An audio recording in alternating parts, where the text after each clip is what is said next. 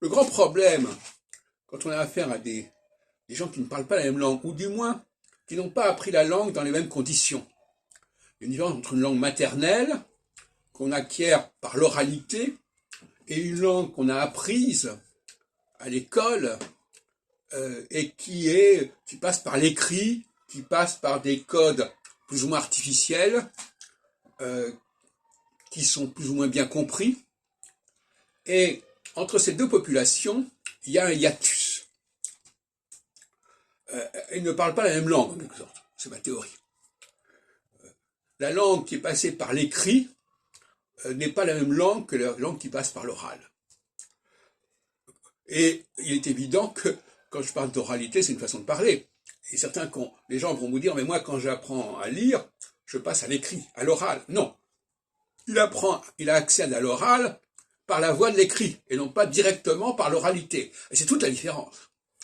Et en quoi ça consiste, cette différence?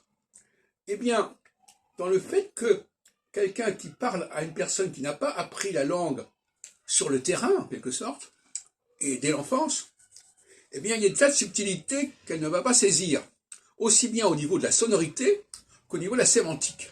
Par conséquent, il y a un malaise. On se dit, est-ce qu'il comprend ce que je dis?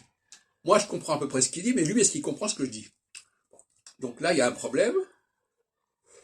Le problème se pose d'ailleurs dans des pays d'immigration, particulièrement comme Israël, comme les États-Unis, où effectivement, les gens parlent une langue qu'ils ont apprise tardivement, qu'ils comprennent plus ou moins bien, d'où d'ailleurs la tendance majeure à se retrouver entre gens de même origine de la langue. En Israël, c'est flagrant, les Russes se fréquentent entre eux, etc., etc.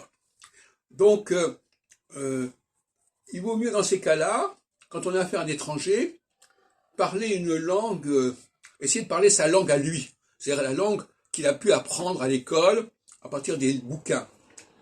Il faut parler une langue appauvrie, en quelque sorte, appauvrie à tous les niveaux, une langue voilà, réduite. Ou alors, à la limite, parler l'anglais, par exemple.